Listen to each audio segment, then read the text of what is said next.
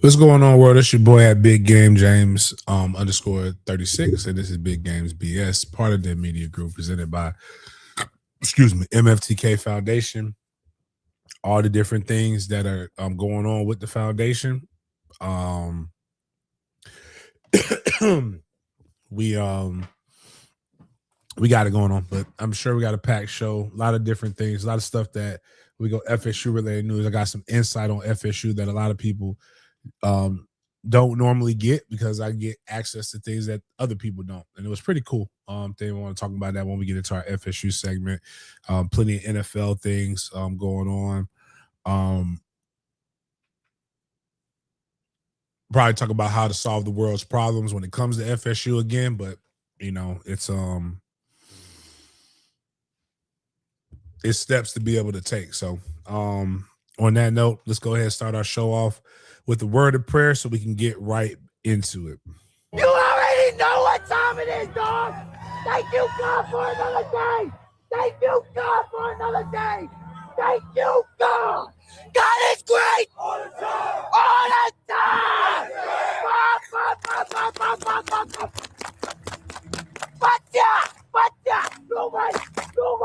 Nobody wanna thank you, God. Thank you, God.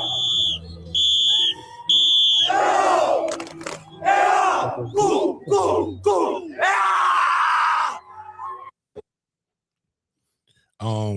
What's going on, Jaden? What we got to talk about today? Good morning, everybody. Welcome to another morning edition of Big Games BS here on Wednesday, May 27th. This is your first time at the show. Welcome. And if you're wondering why it's called Big Games BS, it's because we bring the good, the bad, and the BS of the sports world, especially football, to your screens, eyes, and ears. First things first, we have some topics to touch up on in our MFTK segment. That is our continuation from past shows. And then we have the NCAA to discuss with FSU kicking off that conversation. Then we're going to stay in Florida for a little bit while looking at some coaches and some rivalries before getting into the NFL section. A couple teams started OTAs today, so we're going to dive into them. But first, we're going to dive into some Jags news, talk about a FSU safety who made history yet again. And then we're going to touch up on some more topics as well before we get to our Big Games BS section, where we have our BS or Bussin' food review segment, and we got a good laugh to end off today's show with. But first, let's discuss the Northeast Florida battle, if you will, aka the Florida versus Georgia 7v7 football classic.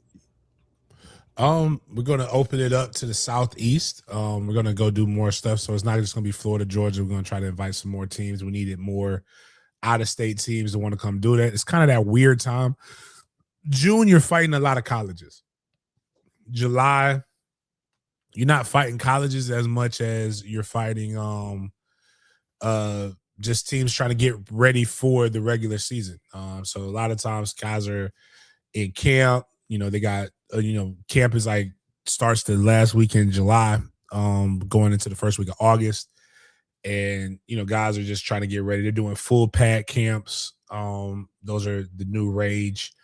This is just something I thought would be a really good opportunity to just get guys some work.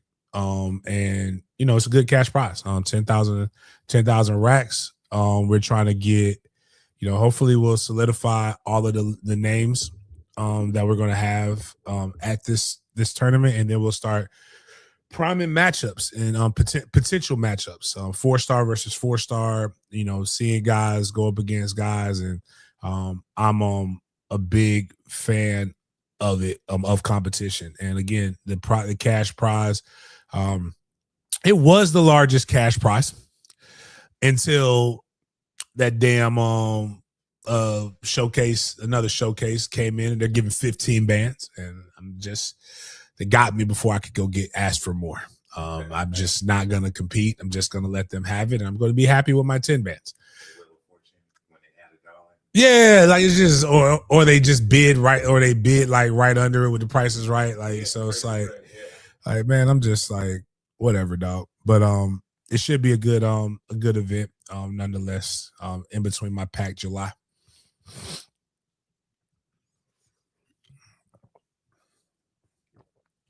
You're on mute, Jaden.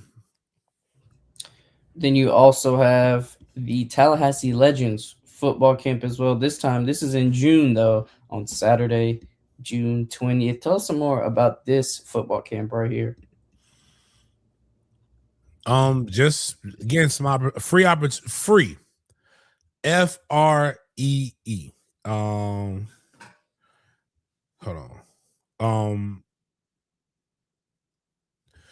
on. Guys, I grew up in the neighborhood surrounding Lincoln High School. Amari Gaynor, went to Childs High School, but grew up in Tallahassee. Father played at Florida State. He's a legacy. Pat Watkins went to Lincoln, played for the Dallas Cowboys, played, I believe, like 5-6 years in the NFL, coached in college. Now he coaches back at Lincoln High School, coaches DBs. I'm a firm believer of giving back. And I'm a firm believer in there are things that you need to pay for, but then there are things that, and you target that audience. And if you can afford to pay, you should pay.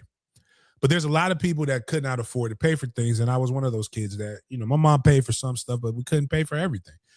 This is one of those camps on Father's Day weekend that is going to be a really good opportunity for parents. I'm not talking about for the kids, but this is free, right? Now, the thing I hate about doing free camps is this. This is why I feel like you got to pay something. Like 10. I think for my camp in Jacksonville and Tallahassee, if you can't pay, we're going to still let you register, right? Don't tell nobody that. But I'm going to charge $10. Nah. You budget for X amount of kids. And then the motherfuckers don't show up. And so now you have too much and you've oversold your sponsors for who's going to be there, and now you're fucked. But here's what I'm going to do, though. I'm going to Dick's is going to give me Dick's Sporting Goods. Pause. Like, you can't just throw Dick's out there. You got to say, you got to say. Oh, by the way, Florida. Never mind. When we get to the Florida State segment, we got one of the best slogans in all of sports for baseball. I am going to give you a gift certificate to Dick's Sporting Goods for participating in the camp.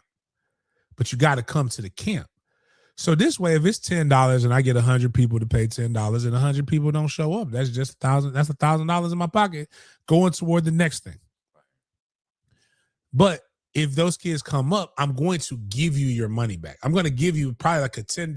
You're going to get a $25 gift card at Dick's Sporting Goods. So it's basically you're getting like a rebate. But like I gotta do something. We got to do something. So like we had a good amount of kids. We had the big market now is girls flag. I love it. Like the girls flag comes out there. They're getting after it. They're working harder than the boys. Florida High came out there in full force last year. And you know what? I'm going to take credit for Florida High girls flag football. They almost went to the state championship this year. I hope to see those young ladies at this camp because I told them something. And I had forgot about it, but then I looked. I was like, oh, damn. I'm gonna have to find some money to buy these girls. But then I was gonna look at what some of their sizes were, and I was just gonna give them the old battle MFTK. But I thought I'll get them some MFTK sweatsuits if they make it to the state championship. They didn't make it, so it happens. But they're gonna get fed Slim Chickens, best chicken tenders in Tallahassee, or Jersey Mike's. They're gonna get a good sub. Full sub, some chips, and a drink. They're going to get that work. We need volunteers, we need kids, and then we need promotion. So like if you know a kid, go to my pin suite, share that shit, go share with other people. Looking forward to coming in and continuing to grow this camp. People need free camps. People can't afford shit. And what better than a free camp that also gets you fed? And if we got food left over, mama and dad, we'll feed you. Daddies, I'm telling you, man, this is your Father's Day gift to your people. And you're going to get rewarded with some booty because you're going to have nothing but time. The kids are going to be tired. You're going to put them to bed and go celebrate Father's Day a day early.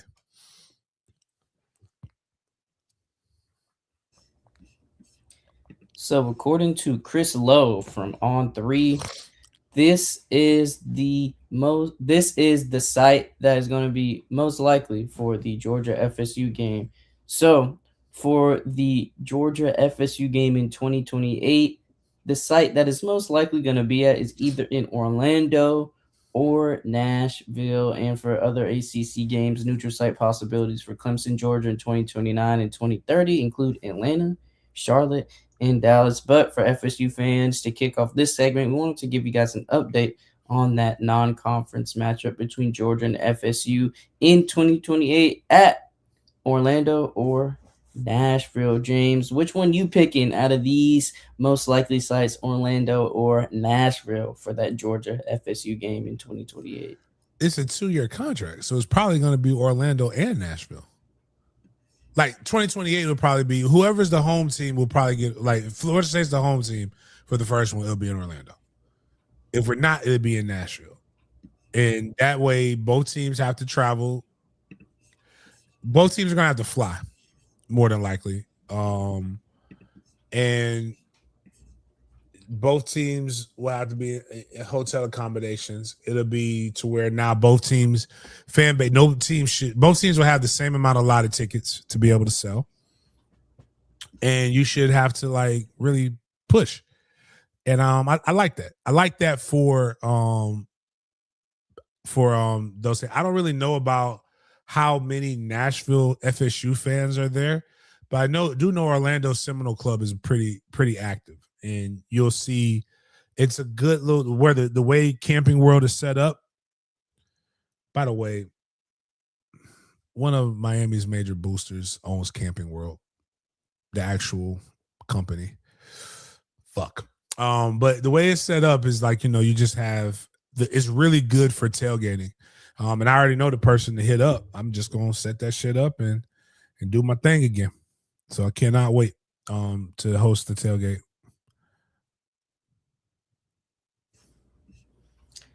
I have a feeling this is going to be similar to the conversation you will be having about FSU, but Norvell Central's post said this: On Three's JD Pickle mentioned recently that Athlon dropped a report with an anonymous coach stating that FSU doesn't have the booster support that people think they do. James, I guess this can kick off our discussion for FSU from this post right here to the inside, quote unquote, inside information you got that you're ready to share with us. He's not wrong. But I hate anonymous. I hate the anonymous coach. I hate the anonymous poster. I hate this. There's a count. Like, I just want people to say shit like,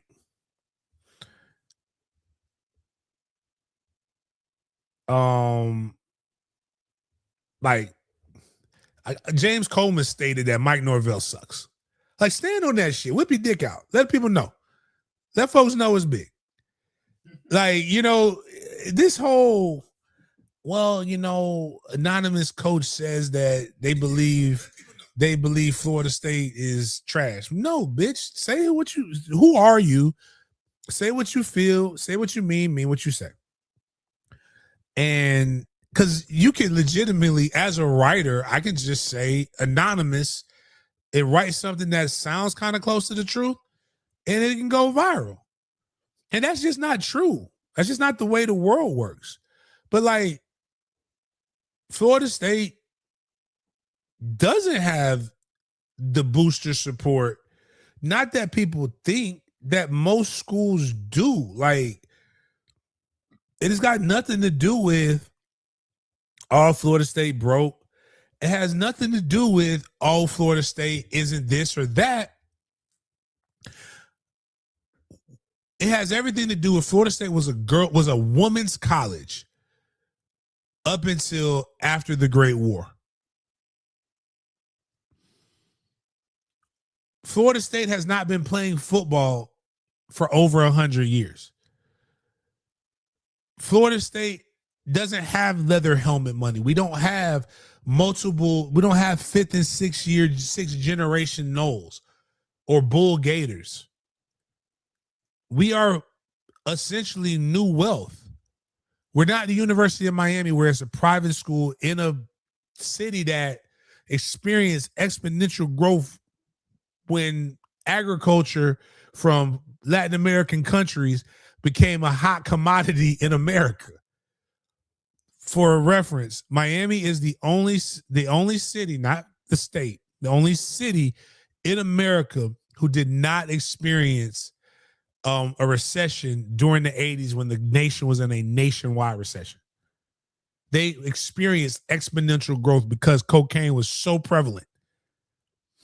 Other things that came up out of that era as well. That's not saying Miami's cheating. That's just saying that's just the nature of what happens when you're in a big city that grew. Michigan's been around since leather helmets. They've got major donors. They have major schools. They've got major research entities that care about sports. Right now, Florida State knows we have one lady that is a major benefactor who they're trying to get back in the fold, and that's the Spanx lady. But what Florida State does have, and what I learn every year that I go to the combine, I learn every year that I pick up the phone and then I go to do stuff. And this is where we do not utilize our resources, and we did do it yesterday. Oh, I'm sorry.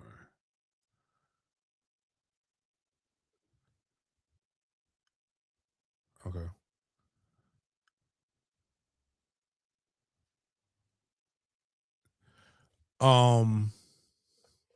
We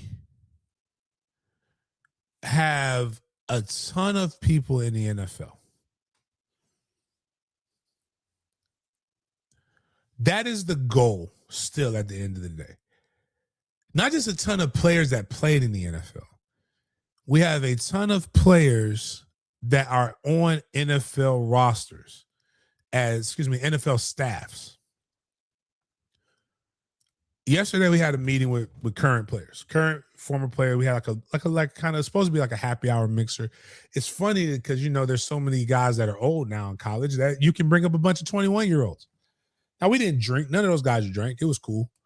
None of the former players drank because the place wasn't really one of those places that have good drinks. And it was 2:30 in the afternoon. I'm like, guys, like we're dads. Like we're not drunk. We're not alcoholics here, man. Like 5 o'clock, 5 to 7 is happy hour, right? But they went to the money people from 5 to 7. But I just call him Coach Xander. He is the special assistant to the general manager for the Jacksonville Jaguars and over scouting. And he's been with the Rams. He's been 32 seasons in the NFL. I've never officially met him before, but let me tell you about meeting GMs and scouts in the NFL. Their brains are like computers. They're AI. They know stuff. Like, bro, it's crazy. Like, one of my I got hit him up even though he's a Gator now, but Gators general manager was the former general manager for the Jacksonville Jaguars, Dave Caldwell. His son Dave Caldwell Jr. played for Bowls Lacrosse. So the last for 5 years we were like really got a chance to. First day I come up there, he walks up because I didn't know him as Dave Caldwell, the general manager for the Jacks, that I was critical of. I met him as Dave Caldwell's dad, D1 Dave's dad. Runs up on me. He says, "How you doing? You're James Coleman. I scouted you when I was with the Indianapolis Colts. Wow. You were this, that, blah, blah, blah, blah, blah, blah, blah, blah, blah, blah." Went through my whole these dudes know you in the NFL. So it was kind of crazy to see that. And then so I told Dave, he was a freshman coming in. I said, "Hey, I just want you to know that for the next 4 years, I'm going to be the worst thing that ever happened to you." And he was like, "Why?" "Because your father had the opportunity to change my life and draft me to Indianapolis, and he let me go to New Orleans. So just so you know, every day you're throwing up, this is your father's fault." but it was just funny. So Xander went through the process of what it should look like for their last year in college. It was a phenomenal PowerPoint. It showed I know exactly what the Jacksonville Jaguars are looking for, and not just the Jags, the Rams, the a couple other places that he's been at, because they all follow the same tree, and it was fascinating. Obviously, it's the football shit, but it's like they're watching and they're interviewing, and they want to know if you got that dog in you, if you're just a ball player, like intangibles that they get from interviews, intangibles that they get from watching the film, and then they grade on a bell curve. Not they don't grade. Excuse me. Your measurables are on a bell curve. So, like, if you're the top 15%, all right, cool, that's great. That might come into play.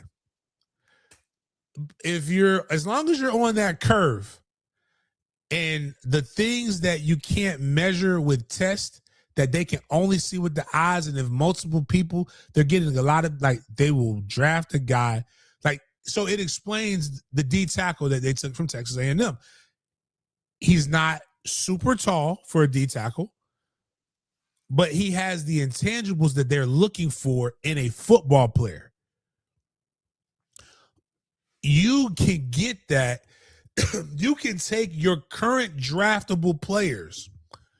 You can present them this information over and over again because they're alumni. Now, there's rules that you get, like you can't go to, like you have to take your whole team if you go see an NFL facility. But like, I was so intrigued because those are the things that, you know why I was intrigued by that? Because those were the things that Mr. Jones would ask me when he was trying to figure out, should I inquire about, should I listen to the University of Florida? Because James, what does Florida State do that this is what Florida does? What does Florida State do? And I didn't know. But like now when I see that, like that should have had more fanfare. Like bigger than that, they're going to go meet with some boosters. Not for anything, not no handshake deals, just having a meal with some with some local Jacksonville community business owners. What we have is we have a very successful base that's right there in that middle that could boom in the next 10 years. But you have to keep them engaged, and you have to sell what you're good at. You're like, again, even if we are like, the finest women are the ones that can still do everything and know they fine. They still cook. They still serve. They still do all these different things. But you want to know why mid-tier women are winning every day? Because they're not afraid to go out there and show what that man that they love them. Same thing with news. Like, you go out there, like we got to show people, we got to show these guys that, hey man, this is Mr. Rob DeLoach had one of the best sayings that I stole. It's taking the next 4 years, and it's not about the next 4 years, it's about the next 40. It's how I look at Florida State. Florida State is not a 45-year decision. It is a 40-year decision. And you need to start having more people around that can talk about that. Greg Jones was there. Shout out Garrett Fairclough. He's married to a girl at Trent. Funny how the world works. He's married to a young lady who I got my start in training in Kendall. Beautiful family. Couple other guys that were there. But again, like who would have known? I didn't know until the coaching search happened that we had last year that Florida State had a guy who was that wasn't named oh man, why can't I think of my guy? Florida High. Martin, that wasn't named Martin Mayhew. That was in an exec role. But we have more than just the Martin Mayhews. We got my guy. We got a coach. Y'all don't even know we had a DB coach that won the fucking Super Bowl. with the Eagles a few years ago. That was a student assistant. The guy who does the bench press at the combine was a student assistant strength coach at Florida State. Florida State can get you to the NFL because Florida State has the moles in the NFL. I bet you there's a lot of Jets players that are Florida State players because we probably have somebody. Well, I'm pretty sure we have somebody in the Jets organization that knows Florida State guys or knows a Mike Norvell guy. I used to talk about this. One of the selling points for Mike Norvell early in his career for a running back was the fact that at when he first got to Florida State, Mike Norvell had a running back on every roster in the NFC East. I bet y'all didn't know that. Mike Norvell has a running back that just won a Super Bowl with the Seahawks. Bet you didn't know that. It's a lot of bet you didn't know that by a guy who just sits around and markets all day. But you know how you can get that price? For $250,000. James Coleman will do all this. Like you got, it's just actually, I wasn't even talking about Cam. I was talking about the start. So the running back, what's my guy's name? Jada, if you remember, you could help me out. He didn't originally start for the Seahawks. The guy got hurt, and then he ended up. He's in free agency right now. But they won't pay him because he older. But that DB coach is Roy Anderson for the Eagles that I was trying to think about because I saw me and Roy were hanging out when I went out there. I think it was New Orleans, right? I forgot which one it was, but the Super Bowls are starting to blur together. I'm getting old. The hits are starting to take its toll on me. But you have in high school, you have the biggest recruiting advantage that any other school has in the state of Florida or even in South Georgia because you either have a notable alumni or big fans in almost every major school in the state of Florida that has the talents or can point you in the direction of how to get a hold of those people. But you got to get people in there that I'm not saying these guys aren't good at it, but I'm just saying it's not happening to the scale in which it needs to happen. You got to get guys in there who have relationships, who their sole job is to develop and build rapport and relationships.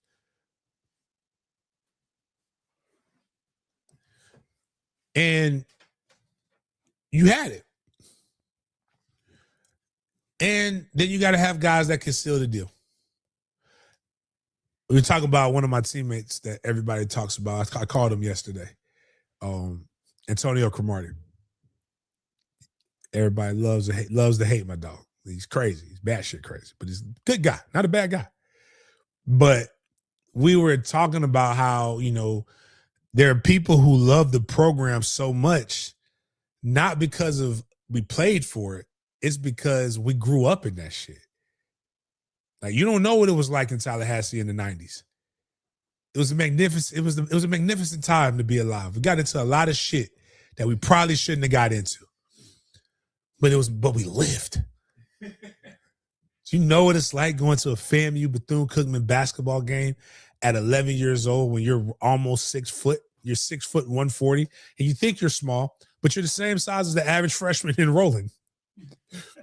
And a co-ed beautiful woman comes over there and she rubs your face and she calls you handsome because she doesn't know that you're just the ball boy at FAMU. She doesn't know you don't go to FAMU, and you just like, you don't know what it's like going to Kappa-Luau parties, oil spills, like living the college life when both programs are big, like massive. The amount of shenanigans that I shenanigans growing up and then getting to take those shenanigans and become a part of a bunch of rambunctious rapscallions, the aloof, man, we had a ball. Like just Hey man, I don't know what to tell you, dog. Shit's fun. I it's like when you sit there and you talk. Oh, then the other thing too is I realized why we may not. I felt old. The last thing I would go in this before we move into for the first time in my life, I felt old. We were talking about they had just got done doing tour duty, and so the one thing that was noticeable, nobody in that room was an original Florida State recruit. Now there was a legacy in there, in Deuce Robinson, but nobody else in there was a legacy recruit. The tour duty, they all unanimously said the tour duty is one of the hardest things that they've ever done in their life. Kid came from Auburn. Kid came from the running back from Texas. East Carolina, which typically the believe it or not, the G5 schools have harder training than the P5s mostly. So Auburn, Texas. The other dude was from Sam Houston State, I believe. And I don't know where the kid from Gainesville was from. He was white, probably a punter or some shit like that. But I feel bad now, actually. He's probably the only person that none of us talked to that much. Mind you, it wasn't just me and Greg Jones. There were two. Xander's white. Garrett Fairclough is white. And I can't think of the other guys. He was white. It was 3 whites and 2 blacks. And nobody talked to the white guy. I feel bad for the kid. But good guy, though. Outside, he went to Gainesville Buchholz, and they beat us.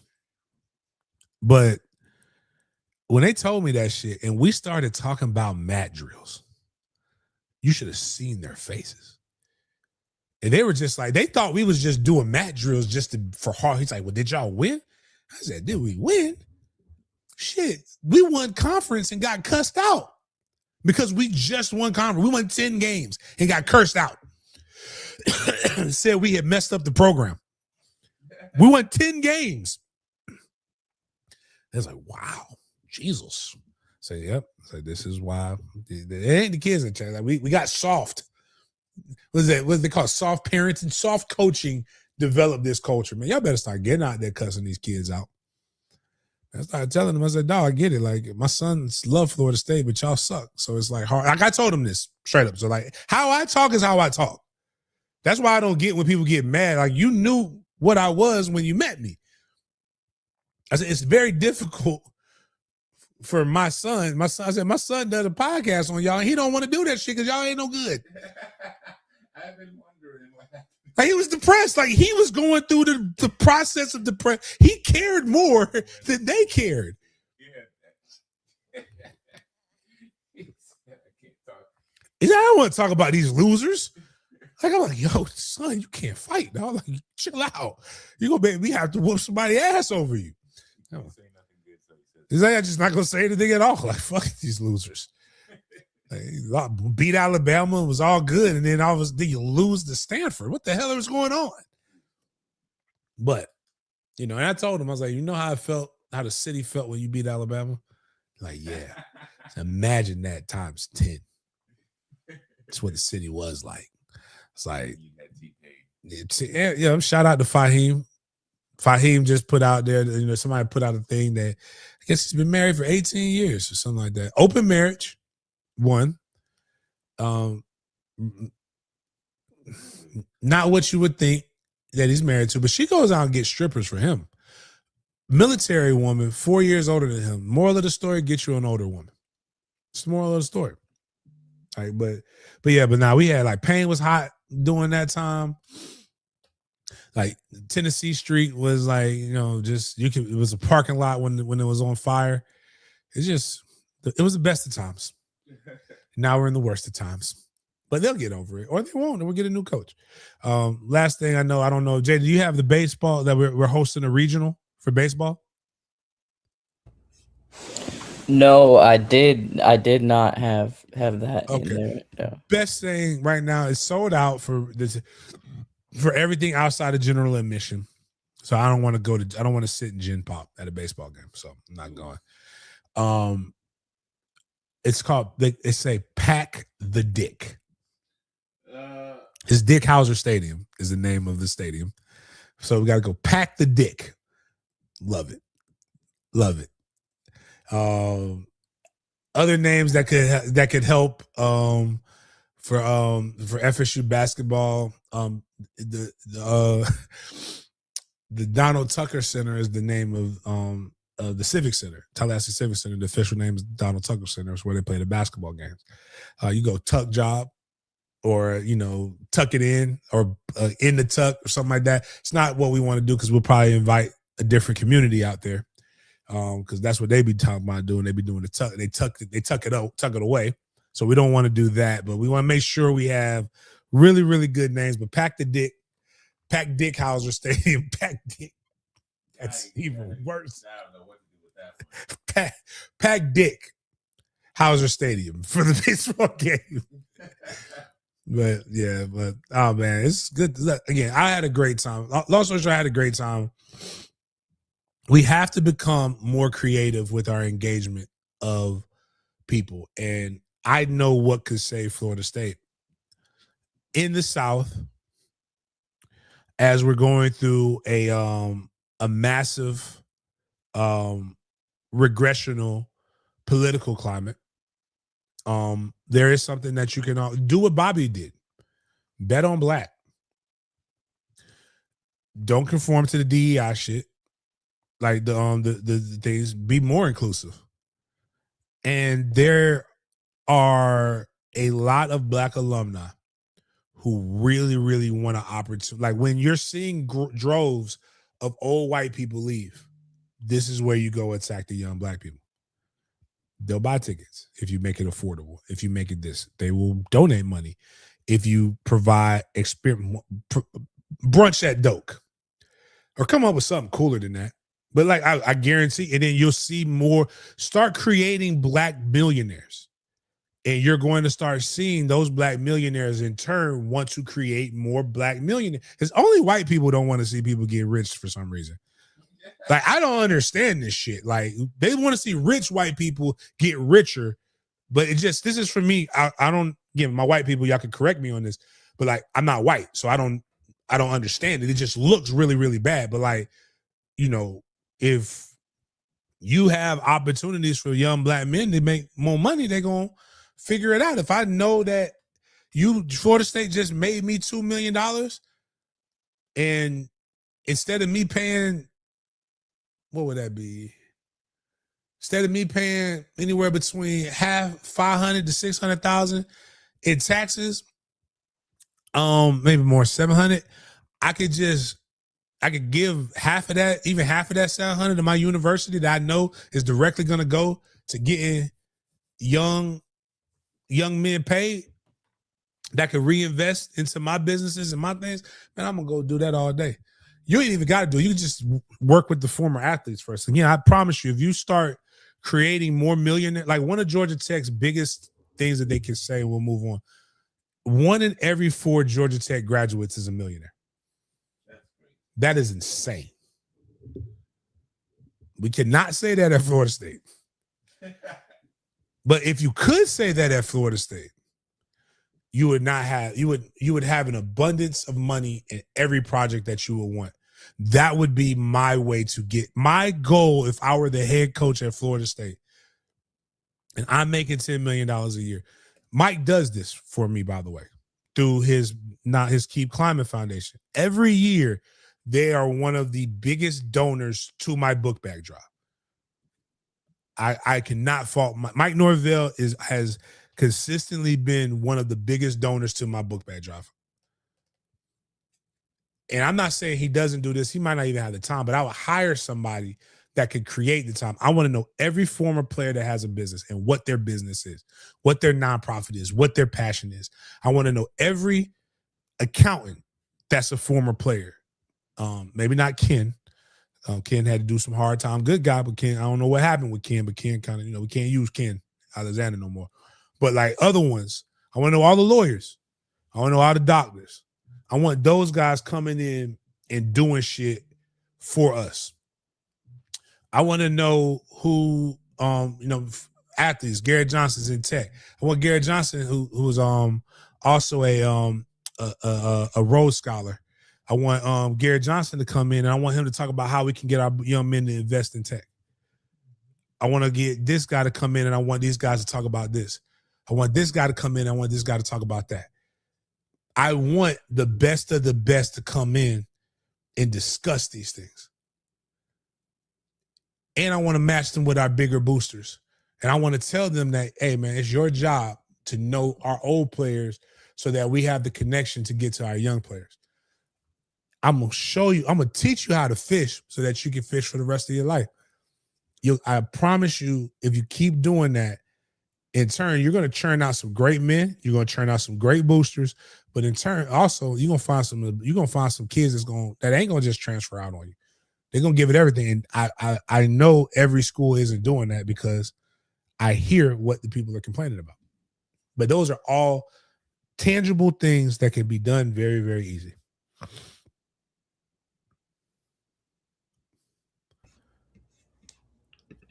Florida Gators head coach John Sumrall, who remained at Tulane after being hired at UF, said, "I was doing two jobs for 3 weeks. Dumbest thing I've ever done. Stupid. Full disclosure, it was a fiasco, James." I thought this was interesting because of the conversation surrounding coaches, especially once they leave their programs. And at the time they leave their programs, we saw this with Sumrall, we saw this with Lane Kiffin, and we finally got some insight onto this coaching debacle. And Sumrall says it was the dumbest thing he's ever done. But who's to blame for this, James? Is it Sumrall? Is it Tulane? Is it Florida? How can this get fixed, especially for the kids? One, continue to change the calendar. Two, change the calendar. Have treat it like the NFL, where you have your window to hire guys. And when you finish a job, that job is finished. Like Florida probably should have asked for more out of him, and Tulane should have said, "Hey, when you're done, you're done." But I don't really. I mean, I appreciate the honesty, but there's no need to I'm sure he was asked about it in an interview, but I don't really care. Okay, did this is a safe space? I think so. Actually, I ain't gonna hold you, dog. I kind of like John Summerall. He doesn't seem like a bad guy. He seems like a guy I would like to have a beer with. I hate that. Again, there's going to be a top 5 that will be released eventually. There will be 2 in-state schools that are on that top 5 list. There will be a school out of Ohio that more than likely would be on that list. A major school out of Texas that would more than likely be on that list. I can't give you the other one. I'm not 1,000% sure. I think they're still looking for that other school. But I can tell you one of those in-state schools that will be on that list is not Florida State. I'll tell you those other 2 schools have figured out the fact that you should probably, there's 2 local schools and there's 2 schools you can go to in the Jacksonville area and recruit a major player twice. And it not be against the rules. One school ain't figured that out, and they have all the connections to the said player. The other 2 schools have. They're getting beat because the other schools aren't afraid to die on a treadmill. One school got pride, and they shouldn't have that kind of pride. They ain't did nothing to deserve that kind of pride. The other schools are just and one of them is crazy. It's almost like you want to say, have some pride. You were just in the national championship game. God damn, dog. And if you think that, people have been saying, oh man, 2028 is a long time away. They've been saying that for a long time, and they get closer and closer every day. I will blink, and next year, and my man will be gone, and it would be yo, damn, Um, Angela said, James, do you have these conversations with Norvell? No. When I see Coach, these are the things I say. These are my opinions. On the outside looking in, hey Coach, how you doing? Everything good? You need anything? Nope. All right, man. Cool. I'm my grandmother's grandson. I will give you the shirt off my back. But if I didn't have to give you the shirt off my back, you will hear me cursing the whole time I'm giving you the shirt up off my back. But yeah, so but it's but Summerall is just he also says something like where the defense, the other team, so like the defense in scrimmages, they grade his best players. And if the 11 of the best players are like, if 6 of the best 11 players are wide receivers, we're not putting a tight end on that field. He said it makes no sense to force personnel into something you don't have when you could just play to the strengths. And man, I seen that, brother. It was quite refreshing to hear that.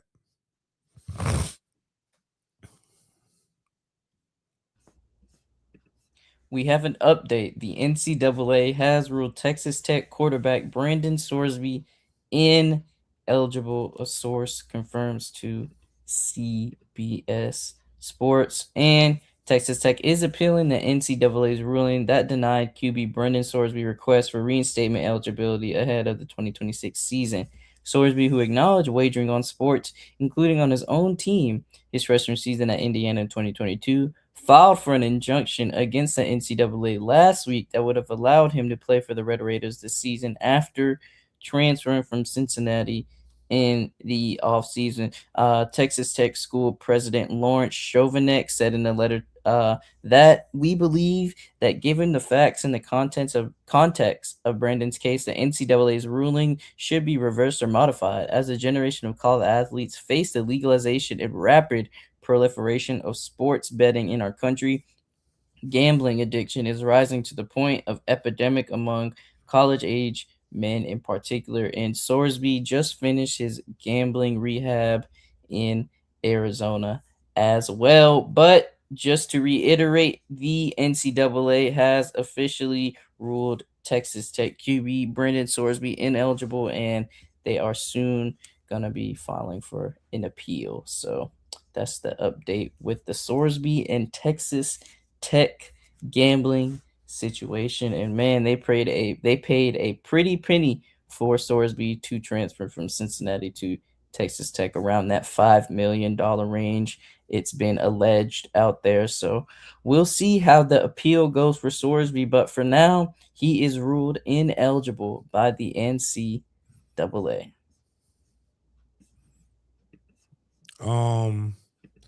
Hey, it's unfortunate, but at least they don't got to pay the $5 million. Like, you can't play, so I'm sure that voided the contract. But like, that just puts Texas Tech in a bind right now, so that this year might be a waste because they don't have a QB. But um, yeah, I mean, I'm kind of like, don't gamble. Like, don't certain things you don't need to do. Like, certain things we know are bad. Like, so just, and we know what happened with Pete Rose, who's much more talented than you ever could be.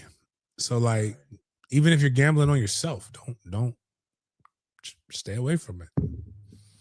Um, you know, now you got to hit the supplemental, and I don't know if the juice is worth the squeeze, as they say.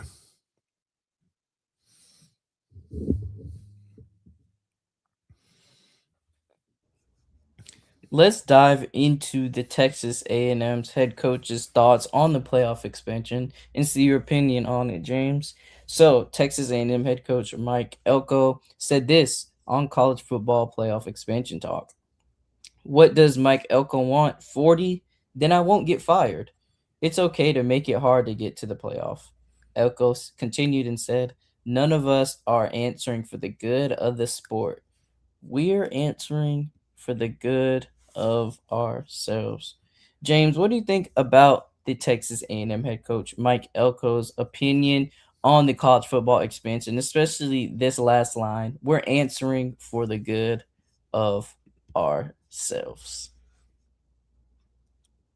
I agree with him.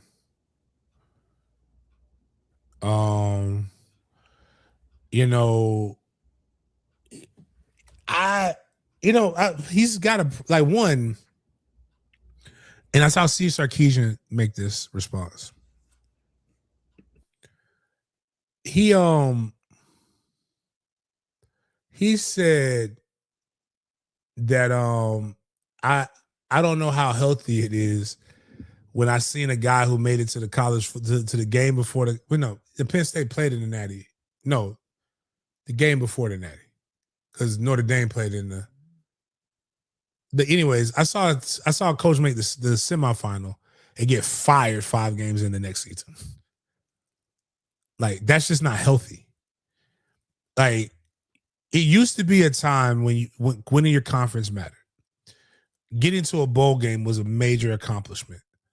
Now, teams that don't deserve to have these expectations believe that if I don't make it to the playoff, my team sucks. South Carolina, mind you, has more ACC championships than they do SEC championships. Texas A&M has not won a national championship since before Technicolor was invented. I don't even know if you. I don't know. Look, Jay, I know you don't know what Technicolor is, right, Jaden? Because like I wasn't alive when. So, but the old Tom and Jerry cartoons that came out, like they were like in Technicolor, like just shit that just like we were in the. It was just before the Great War. It's what Texas, the last Great War. That's what they called World War II back then. The Great War. That was the last time Texas A&M won a natty. But they got visions of this shit. So, like, I don't know, man. Wow.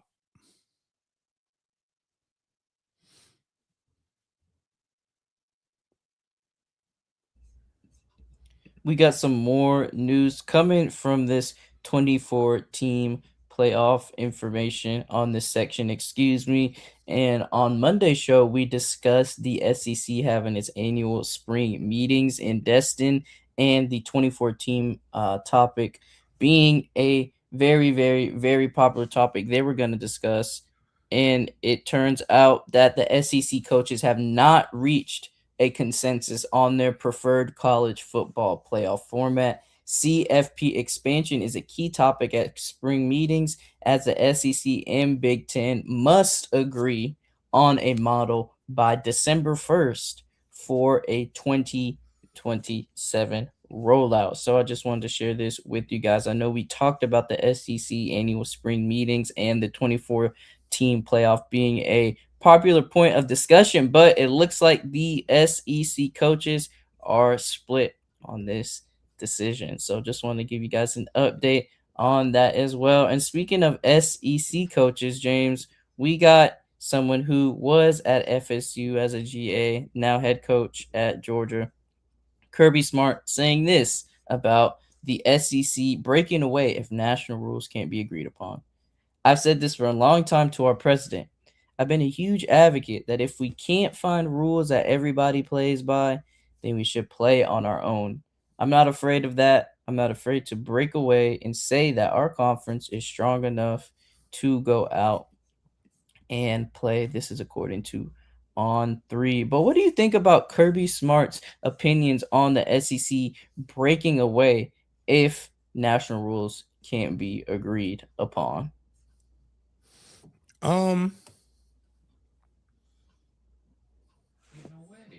That should like, well, no, they make enough money.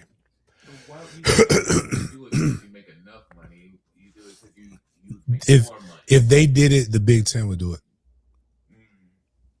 So if you took, and when you think about it, they are like it just, again, it shows you the power of media. The national championship has only become a big deal in the last 10 years. Let me because I know some people aren't gonna go over people's head. The national championship was the end all be all the last few years. Do you know why it became the end all be all? Which conference was winning the most national championships? The SEC. So that shifted, and that's the conference that had the biggest television contract. They were getting the most money, the most natties. So like, it's natty or bust, natty or bust, natty or bust. Well, if they believe that they're the best, then that's why we were saying they're the best conference. Only because I said, y'all have the best team. You don't have the best conference. But people believe they have the best conference. Now, who has been winning the natties as of recently? The Big Ten. They already have the Big Ten SEC Challenge in basketball. They already threatened to do this. They already have, is it 16 teams in the SEC and about the same amount in the Big. Imagine a world where they go and get your Texas Tech. They get Oklahoma State. So now you can get back to some of those rivalry games that used to happen in the SEC. You get FSU, you get Clemson, you get Miami. You get, there's got to be somebody else in the Big 12 that's not just Colorado would be a region, believe it or not, would be a good regional team. Iowa State might give you a better rivalry with Iowa. And let's just throw in a big power public school like North Carolina or whatever. You got 40 teams. James been telling y'all for years, it's only 40 to 50 teams that have a legitimate shot at winning a real national championship. Now you take those two conference, you take those 40 teams, break them up into four divisions in the two conferences, play every team in your division at least once, have this division has to play that division, cross conference. You know what you got? You got the NFL. And you'll make more money because that's where the concentrated amount of athletes are at. So he's got a point.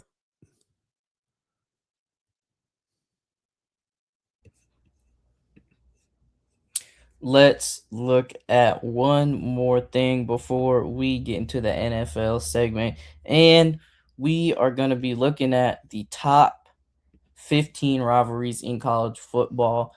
I know a lot of discussion has been around rivalry week in terms of what that college football schedule will look like. And I thought this would be a good time to look at some list Twitter as well. But let's look at the top 15 rivalries in college football, courtesy of Top Tier State X.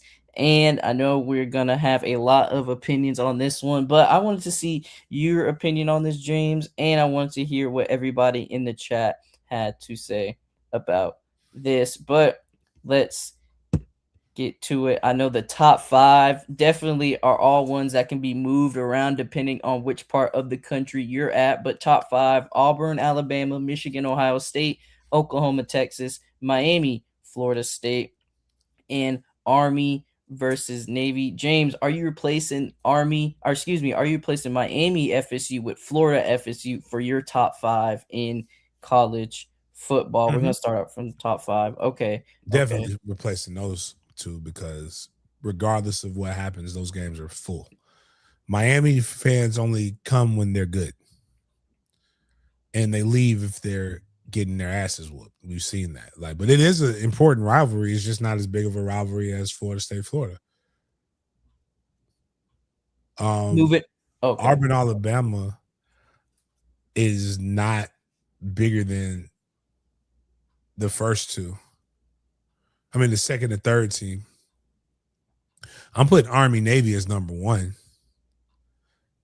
Because you have to go to that. That's just one of the most that is a bucket list item for anybody should go. I've been to like 4.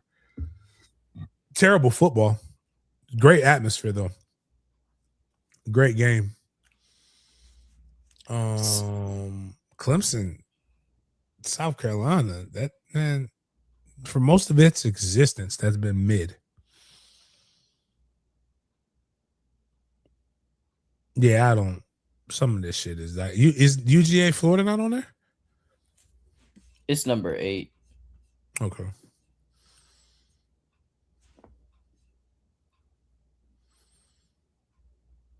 Um, trying to think.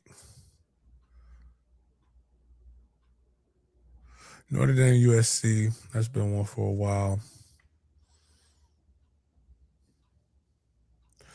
Oklahoma State, Oklahoma used to be a good one.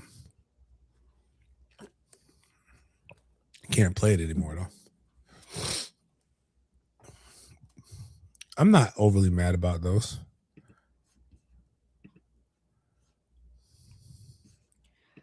Let's take a look at some Jaguars news since we're going to be moving onto the NFL subject for today. Let's take a look at what head coach Liam Cohen says about Trevor Lawrence and what he hopes he can gain from the QB. Gonna share this with you guys, courtesy of Action Sports Jacks. But Liam Cohen said he wants Trevor Lawrence to push the ball downfield more in 2026. Our average depth of target went up towards the second half of the season, but we got to keep pushing that envelope, especially with him and Brian Thomas Jr. So that is what Liam Cohen wants from one of his wide receivers and quarterback. But the OC, Grant Udinsky, had this, to say about Parker Washington, another star-studded receiver on this squad. I think really highly of Parker. I hope Parker thinks really highly of himself because we think that he is capable of what he did at the end of the season last year and even more than that. James, who are you expecting to have a bigger season this upcoming season for the Jags at that wide receiver position? Brian Thomas Jr. hoping to bounce back from his struggles last season, or Parker Washington looking to continue his dominance and his Swiss Army knife characteristics, if you will?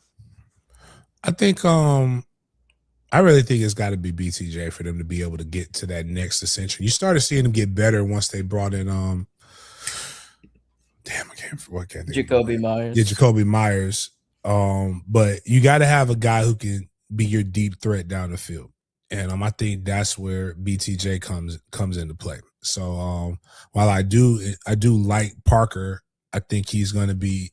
I think he's important. I think you actually have a really good wide receiver room that helps. So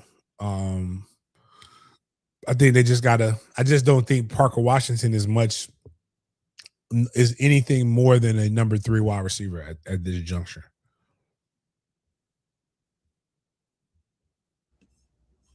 Shout out to the Jaguars wide receiving core. Definitely looking to see some touchdowns get snagged this upcoming season. Can't wait for it. And it is OTA season. Teams are starting their OTAs, organized team activities, and courtesy of a friend of the show, Mia O'Brien, she reported that these 4 players were not at Jaguars OTA number 1, and those are Josh Hines Allen, Chris Rodriguez, Cole Van Lannon, and Keith Taylor. Jordan Lewis working off to the side. Travis Hunter is as well. And by off to the side, I mean he's not practicing, but is in every huddle, walking around teammates with play sheet. Coaches did say that Travis still plans, and the Jaguars are still planning to play Travis, on both sides of that ball.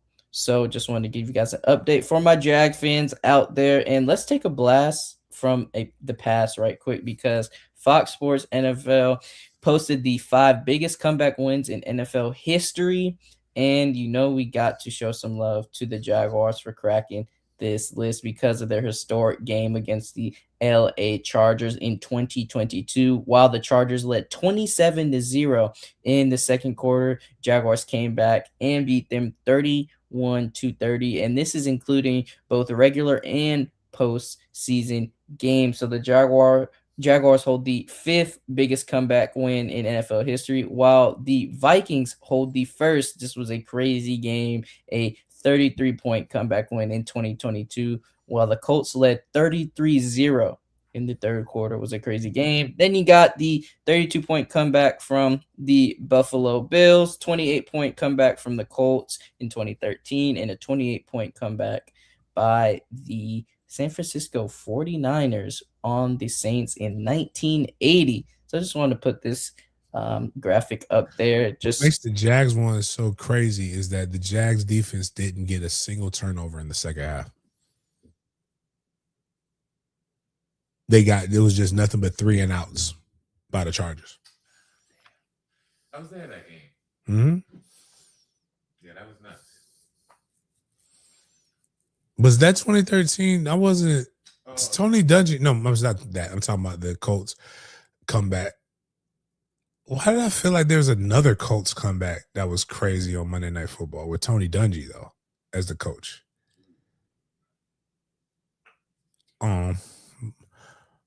But why isn't the Super Bowl comeback? I guess from points. Okay, 25. Yeah, it wasn't that. Okay, I got it. It makes sense. That was still crazy to come back like that in the Super Bowl. yeah. Yeah, it was the 28-10, I believe. I think the Tony Dungy moment you're referring to is a game from October 2003 where his Colts erased a 21-point deficit in the final 4 minutes to defeat the Bucks 38-35 in overtime. That's what made it wild is just the amount of, that's what it was, the amount of time. I knew it was in the fourth quarter. I didn't realize it was 3. What you said, 3 minutes? 4 minutes. That's crazy. Shout out to our Money Moves segment winner of the day. Man, I'm so proud to read these words, man, because FSU's own Derwin James, the 5-time Pro Bowl selection or Pro Bowl player, has now become the highest paid safety for the second time in his career after agreeing yesterday to a 3-year, $25.2 million per year extension that includes $57.5 million guaranteed. He is the highest paid safety for the second time in his career. So shout out to FSU's own, DBU's own Derwin James, the best safety, one of the best safeties in the league for the past couple years. So shout out to Derwin James, every penny deserved, man. Mm. Get that bread. Get that bread. Shout out to Derwin James. I have his jersey, that periwinkle light blue jersey. Shout out to you, Derwin James. Hopefully one day you can just sign that for me. But we started off on a good note, James, with Derwin James, but we got to go all the way up to Green Bay and discuss something not so pleasant. So let's share this courtesy of Adam Schefter again. And star running back Josh Jacobs of the Green Bay Packers had a complaint filed on him on May 23rd and a subsequent investigation. Josh Jacobs was arrested yesterday morning and booked into Brown County Jail on 5 charges: battery, domestic abuse, criminal damage to property, domestic abuse, disorderly conduct and domestic abuse, strangulation and suffocation, and intimidation of the victim. This is the press release right here, and you can see for immediate release on May 23rd, 2026 at approximately 8:37 a.m. The Hobart Lawrence Police Department was dispatched to a disturbance complaint involving Josh Jacobs. As a result, Jacobs was subsequently arrested on May 26th and booked into the Brown County Jail on the charges I had just read. This remains an active and ongoing investigation. No further info will be released at this time. Man. Jeez. Yeah. Josh Jacobs, one of the most talented running backs in the league, especially last year. Definitely a top 10 back in the league, and having to go through these charges and everything. This is still an ongoing active case, so we will be filling in you guys with the information here on DA? What is the domestic abuse, or what does the DA stand for? Oh yeah, the domestic abuse. So when they don't say, so obviously this is either against a woman or a child. Oh man. Um, but like the strangulation and suffocation part is crazy. Yeah, that part kind of solidifies everything. If you had any questions, doubts. Um, um, like yeah, shit, that's brother. And you getting old long in the tooth. Yeah. God bless, bro. I don't know, man. That's always a tricky subject to me because you see people lie. Yeah. And I do know when the police get called to a house for a domestic dispute, somebody's getting booked. Right. So, yeah. Let me give you guys some more information. So the strangulation and suffocation charge is a felony, while the other 4 charges are misdemeanors. And Jacobs is being held without bond. He was a first team All Pro selection in 2022 with the Raiders, and he's a 3-time Pro Bowl player as well. And he's entering his 3rd season with the Packers. Last season, he scored 14 total touchdowns, 13 rushing, and totaled 1,211 yards in 15 games. And he is 28 years old. You said no bond. Shit. That's considered assault, right? Strangulation, yeah. So battery. Yeah, battery. So I guess you just don't have to put it up there. Battery is one of the charges, right? Okay. Battery is one of the charges. The strangulation and suffocation just amplifies it.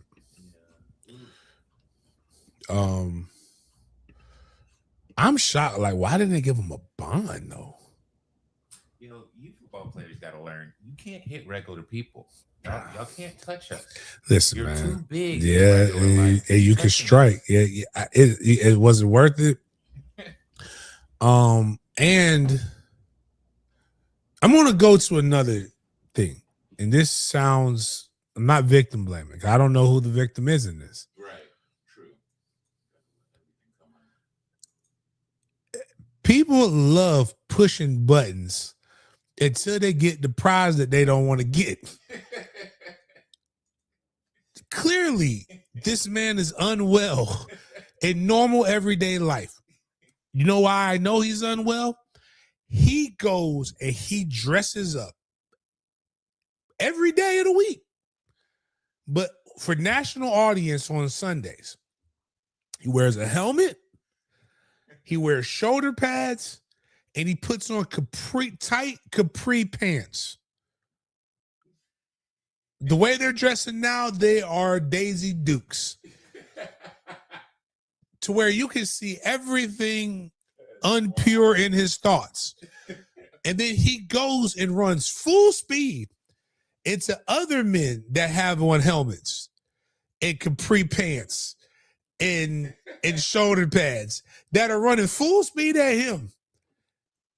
And they're going anywhere between 18 to 23 miles per hour into each other. Those are signs of a mentally unstable individual. Correct. And you want to go and test this unstable individual by doing whatever, asking him how his day was. It could be anything. You have to have a propensity of violence in order to play this sport. And it doesn't mean you walk on eggshells. It doesn't mean you avoid them. It just means and he's 28 is still young. A lot of these ages are still young and developing. People are stupid. What you gonna do? And to a dude that you know what he gonna do. If he want to, my man Striker Docious, shout out to Teddy P. put in there. Off topic. Last I heard, Telvin Smith is doing bad. Why don't FSU or former players try to reach out and help this former legend? Because he's fucking crazy. Sometimes he looks like he's doing well. Then He is incredibly intelligent and incredibly psycho. Great heart, but also it could go one. Some of these guys, you got to know. Yeah. Go 180 quick. Telvin got some similar history. Even on his page, it's like everybody be like, "Oh, I'm bipolar nowadays," but when I see some of his stuff, I'm like, "Oh, dog. what it look like?" Oh, I'll give you a specific off camera, Miles. But somebody we know, they say she bipolar. That bitch ain't bipolar. Everybody crazy until they meet crazy. Right. Everybody in jail, all the jail, the consistent thing about you got killers, you got this. Why you ain't mess with Big John? Man, that motherfucker crazy. You killed your kids because you heard the voices in your head said do it. You are crazy. Nah, but Big John crazy for real, dog. Everybody crazy until they see crazy. I don't believe in that shit. I believe we like to make excuses for people that we like. One of the best gay jokes that I've heard came from the guy who had the good. Actually, he got the best gay jokes. The white dude that's really funny, that says everything that's inappropriate but is really good. Oh, the bigger dude. Yeah. Keep going out. It's like, anyway, what he said was he used to think it wasn't a choice, that you were born that way, until he saw a dude with Down syndrome. And he said, you know what all dudes with Down syndrome like? Pussy and titties. He's like, they can't think. They are born. Like, he's like, when I meet a gay person with Down syndrome, I'll believe it. And I said, damn, Shane Gillis. I was like, yo, I'm not saying I care, but I'm just saying that was good. So when I meet a crazy person that's consistently crazy all the way around, like crazy is what crazy does. You just crazy 24/7. Like, Charles Manson crazy. Like, some of this other stuff is just like, nah, some of y'all just, I'm a crash out. No, you're not. No, you're not. If you're a crash out, you'll be in jail. Never getting out. You'll be crashing out in jail. No, what we are is everybody is tough until everybody want to do thug shit until it's time to do thug shit. But can we look? Is that a serious Polo Kid Ash Cash? Because that's hilarious if that's really somebody's name. Or is that some kind of porn or OnlyFans star? I think it's a urinal star. A urinal star? No. It's just so you can avoid saying the word on YouTube. You replace. No, it's really a person's name. No, it's a real person. They're 29 years old. I mean, she's a whore. She's a whore.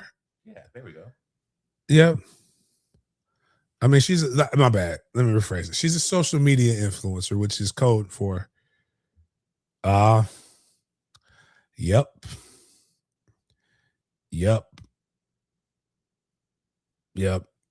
Maybe my boy got a point, but no, he doesn't. No, because they'll put, yeah. Josh Jacobs with Ash.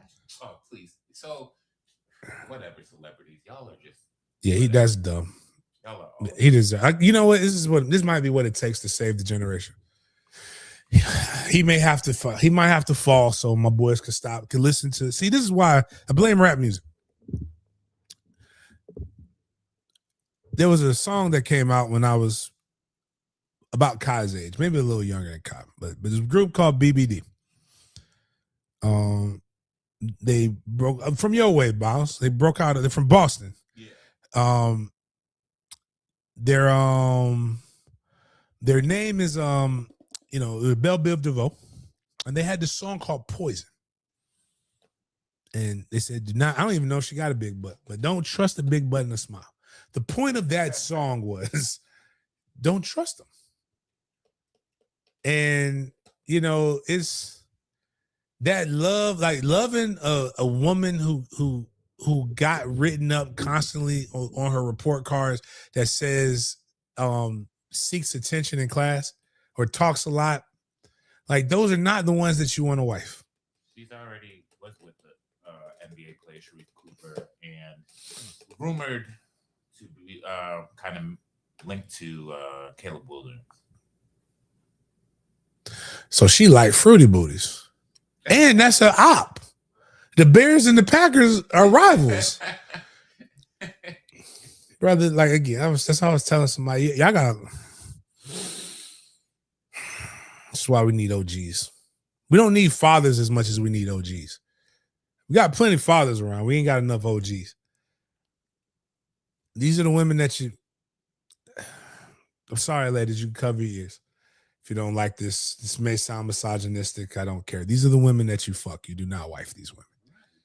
This woman doesn't want to be wifed. Like she wants to be bartered and traded. And you have to treat people the way that they want to be treated sometimes. And sorry, like everybody ain't your mama. Yep. So like these whores. Josh Sweat is receiving trade calls. So the Cardinals have received trade calls on Pro Bowl DN Josh Sweat, former Seminole. Sweat had 12 sacks last season in his first year with Arizona and had a close relationship with Jonathan Gannon, whom the Cardinals moved on from. So former FSU player Josh Sweat looking to be shopped around from the Cardinals. So just wanted to give you guys that information. If you guys are keeping up with NILs, Knowles in the league, and with Josh Sweat specifically. Now let's discuss James's favorite backup quarterback from 904, Mac Jones, because the 49ers and Mac Jones agreed to a revised contract for the season, adding a $300,000 roster bonus. Jones is now set to make $3.55 million in 2026 with another $2.25 million available in incentives before he's scheduled to hit free agency next March. So shout out to Mac Jones, man, on getting some extra bread. One of the best backup QBs in the league for sure. For sure. Now we got some more news, James. We just got some information we wanted to share with you and with the chat. Just some helpful information. I thought is a pretty dope infographic courtesy of Dove Kleiman, but this shows the number of NFL primetime games each team has since 2022. No surprise, James, the Dallas Cowboys have 29 primetime games since 2022. This is the regular season only, I might add. And running out the top five are the Bills, Packers, and Kansas City Chiefs. They are tied with 28. And then the San Francisco 49ers with 27. But you can see your top 10. You have the Chargers and Eagles tied for 26 with 25. The Ravens with 24. The Chargers are tied with the Steelers for 23. And the Lions are tied with the Seahawks for 21. But if you take a look at the Jaguars, they are tied for 26th on this list with only 10 primetime games since 2022. And this is including 2026. And also want to reiterate, this is regular season only. So just wanted to show you the differences in primetime games between your favorite teams and what it looks like to be America's favorite team. No surprise there that the Cowboys hone in and have that number one spot. And I just wanted to share this with you guys to see where your favorite team lands on this list as well. Sorry for all of my Browns and Panthers fans out there because you are tied with 7 primetime games since 2022. Definitely looking to bump that number up to get into double digits. But just wanted to share some info with you. And since we're continuing to share info, I just wanted to highlight a Jags running back legend, and that is none other than Freddie T. I wanted to add this statistic because of the nature of the overall stat board, but more specifically, highlight Freddie T because NFL researcher put this post on the Twitter timeline yesterday with the most rushing yards without making the Pro Bowl. And you have LT, legendary running back LaDainian Tomlinson in 2003 with 1,645 yards without making the Pro Bowl. Then Alfred Morris in 2012, 1613. Derrick Henry last season, or excuse me, 2 seasons ago, technically, or I'm sorry, last season with 1,595. And Fred Taylor back in 2003 with 1,572. Clinton Portis is on here twice. And finally, D'Angelo Williams to round out that sixth spot. But these are the most rushing yards without making the Pro Bowl. And Fred Taylor is fourth on this list right here. So shout out to the Jaguars. Shout out to Freddie Taylor. But they have some great running backs on this list right here. I wanted to highlight, and especially Fred Taylor for sure. For sure. James, this news kind of flew under the radar. I don't know about you, but I had to do some digging to find this out for the sports, or excuse me, for the show notes. But it looks like the U.S. Supreme Court has declined to intervene in Brian Flores' discrimination lawsuit against the NFL, allowing the case to proceed toward trial. Just want to give you guys some update. Flores sued the league and 3 teams in 2022, alleging the NFL was rife with racism in its hiring practices involving black coaches. And somebody in the comments put, the bigger question becomes what gets compelled in discovery. So, James, the Supreme Court declines intervention in the Brian Flores suit. That's the worst. Again, just if you listen to the show, the one thing you don't want is discovery, because discovery is a motherfucker. Like, just do the right thing when you know, or just pay the man, humor the man. One of the coolest things that people like, this is just when I know when people know they have too much power, right? All you got to do is, he's qualified, right? Brian Flores is qualified. He's been a head coach before. He's been a top coordinator before. All you got to do is just somebody fall on the sword. This man want to sue it. Listen, the Raiders, y'all going to suck for a while. Give this man a job. Just tell somebody, like, again, going back to, you know what? You know what? Michael Sam got drafted by the Rams because they had a whole bunch of extra picks. Somebody had to draft the guy, the Fruitopia. They wasn't going to just let him go undrafted and didn't have to hear this bullshit, even though he wasn't really that good. They made somebody fall on that damn sword, then they cut him. Oh, wait a minute. That was a terrible analogy. That's my fault. Like, anyways, I don't even know how to clean that up. But just all you had to do was have somebody hire this guy. Now look where you're at. Look where racism got you. You know what I'm saying? Like, just sometimes it's like, yo, it was working good for you. Nah, we're going to show him we're bigger. Nobody's bigger than the Shield. We're going to do this. And we're going to, nah, bro, like, yo, even 4-5 of them know they got to keep a couple blacks. We can't just get rid of everybody because of DEI. Then it looks obvious. Got to keep a couple of them to keep them like the B level is points. I see. We're not. You know, I'm just saying you got to like play the game how it go. Everybody ain't unqualified, dog. Brian Flores is one of those ones that's not unqualified. He even did it the way. Have you ever know? Quick, shoot. I'll give away $30, right? I've said it on this show. Who was the last offensive-minded black head football coach? It ain't but so many black coaches, so that should help you. But who was the last offensive-minded black football coach?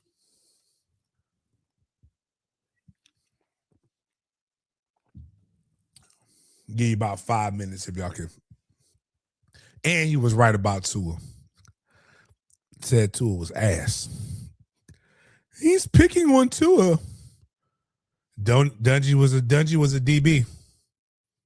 Tony Dungy was a DB. He was a defensive minded coach. That's a good one though. Good one.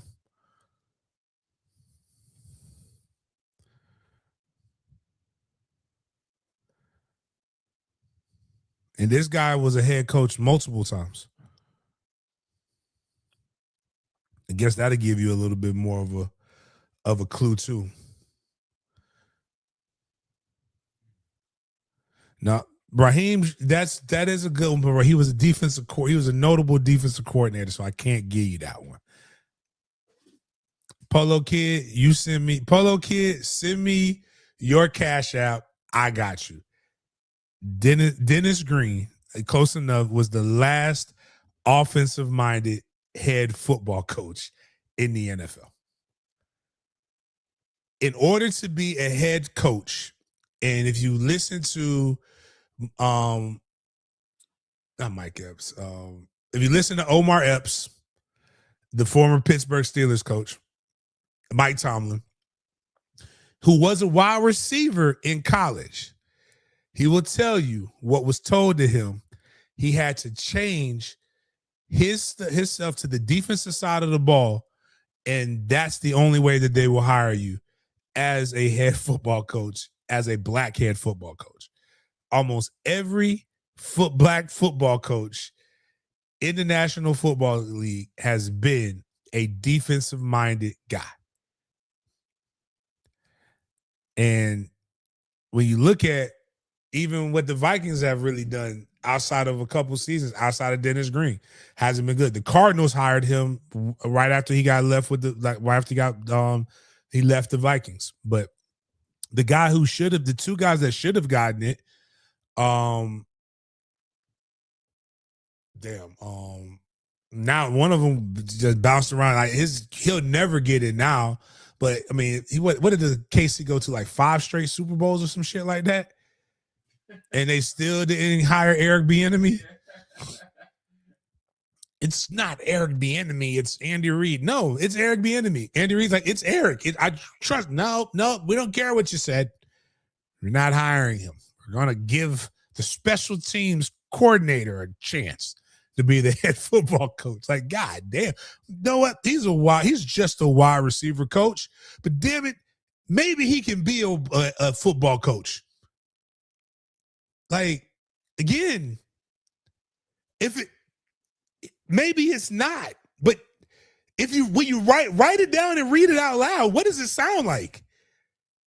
Like, seriously, like, anybody in the comments tell me, what does it really sound like when you look at the qualifications that it's only 32 teams. It's only like 6 job openings a year. So it's really, really tough to get it. And who they're hiring over some of the black candidates is crazy. It just makes you, like, if you can't logically explain it, it makes you have to illogically explain it, maybe. But, like, if you could just write down and just be like, no, it's not that. This is boom, boom, boom, boom, boom. And then it has to be consistent against boom, boom, boom, boom, boom.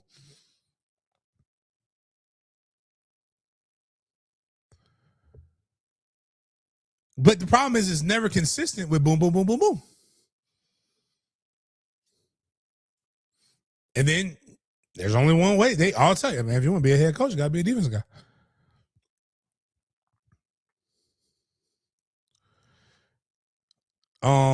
What's my guy, quarterback for the Jags? That won a Super Bowl with Tom Brady. Didn't even get a sniff of the Jags job when it was open.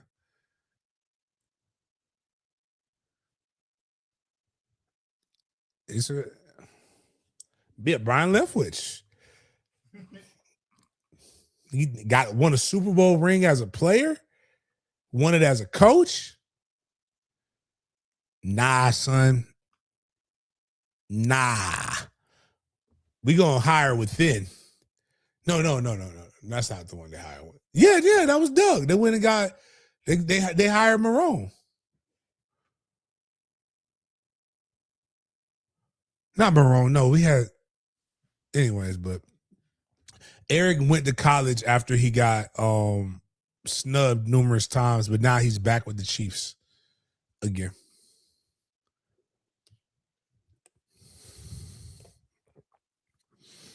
But yeah, wild times.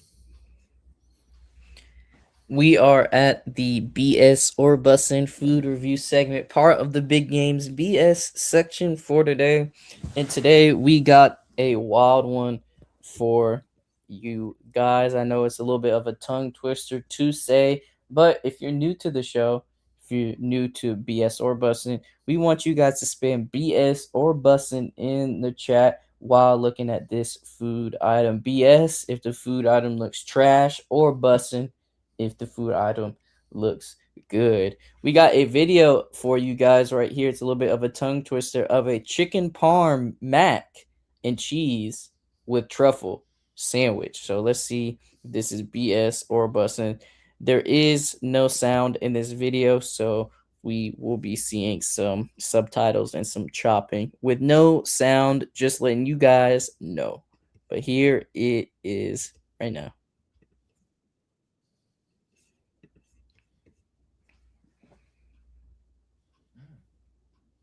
Okay.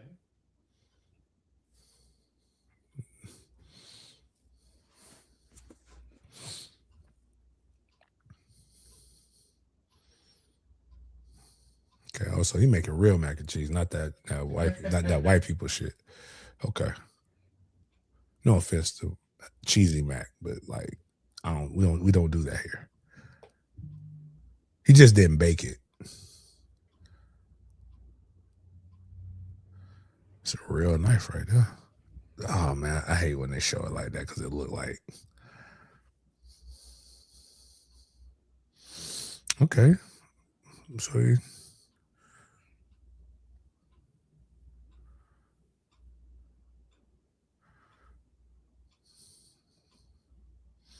lightly breaded fillet. Okay, what we doing here? Okay, so I ain't seen not a lick of sauce in that shit.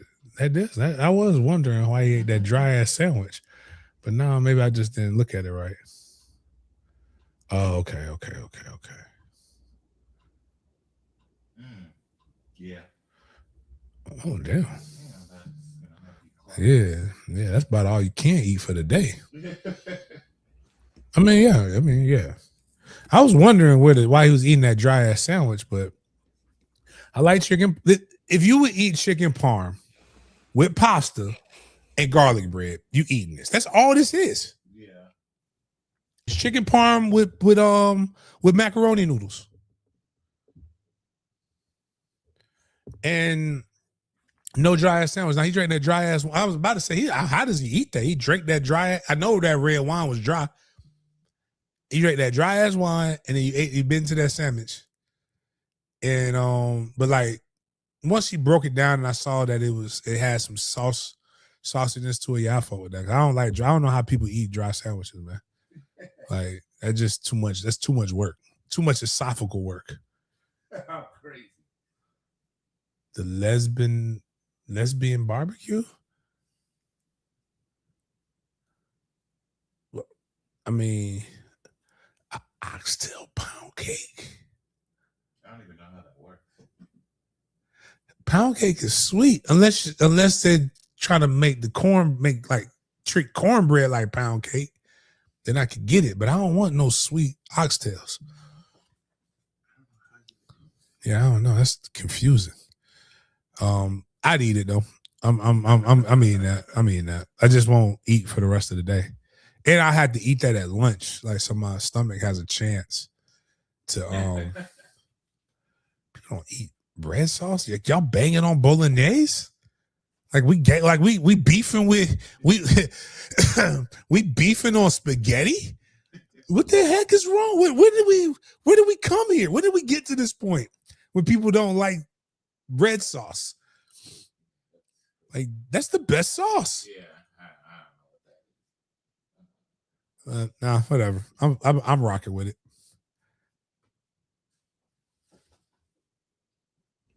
We got a funny video to close out the show with of former FSU star Jared Verse in an interview that was Showed us the funny. trade, though.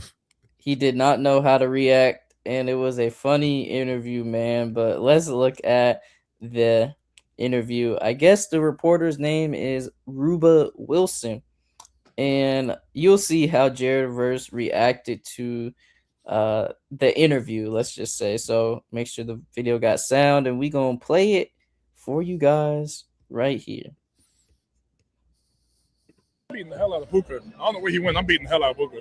You think you could take him? I'm beating Puka. I'm beating BY. I'm beating everybody on the Rams. I ain't gonna lie. We love a confident daddy. Beating everybody. What happened? What are you talking about? What's going on? What the fuck just happened, bro? Yo. I thought it was a woman. Yeah. Like, it was the daddy part. Like, he was trying to give the dude a chance, right? Like, maybe he was born that way. You know what I'm saying? Like, it's okay. It's not a disability being gay. But it's shit like this. Like, how am I supposed to respond to this shit?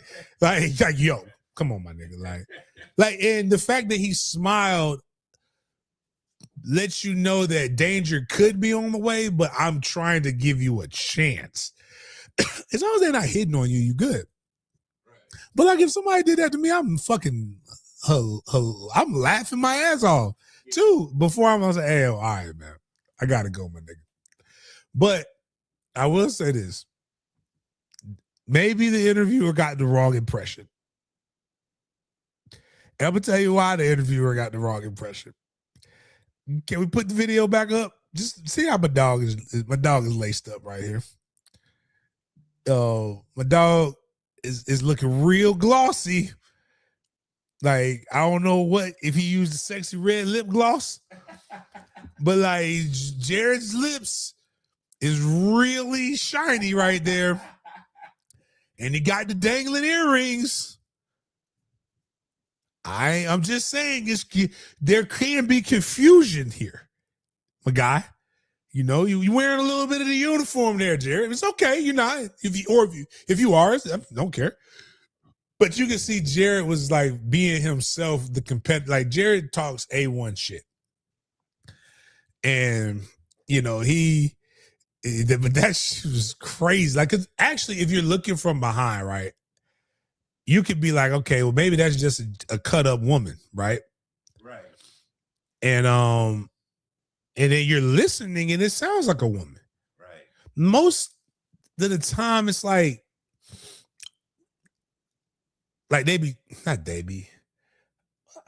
forgive me, I don't know the acronym. I don't know the words I'm trying. They try to sound like they lessen their voice, but it's still deep. It still got a little bit of bass in it. But like, that sounded like a woman. Yeah. And then when they turned around, you're like, oh. Yeah, that caught me. And then the daddy like, hey, bro. Hey, bro. Come on, dog. But like, they just like, but if he received backlash for that, then that man was going to receive backlash for anything, man. Like, Jared handled that way better than, you know what? That was the bearded. That's what I really be wondering now. Is there really bearded ladies? Or was it just a dude that was dressed like a woman? Or those transmissions at the fair and the carnivals back in the day? I don't know. Did you ever go to the carnivals or the fair, Miles?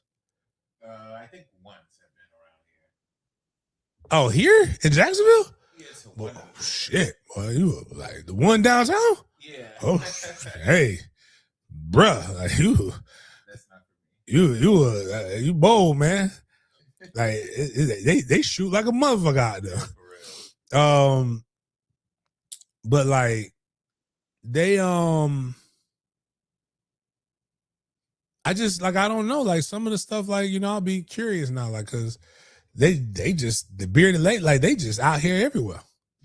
Oh my god. Dog, Bert, Brett said he had an Odyssey with one. It do be rough though. Like sometimes some of these older women, man, they be having them. They be getting them tapered up too. It's a preacher lady that got a whole beat. They got a whole beat. Got a whole good mustache too. It's a cold mustache. Like she don't get that thing. She gets that thing. I know she get that thing lined up.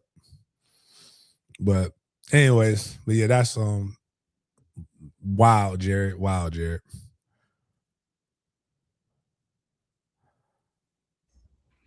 Any last things to say to the fans, everybody watching, everybody who will be watching on this episode of Big Games BS on Hump Day?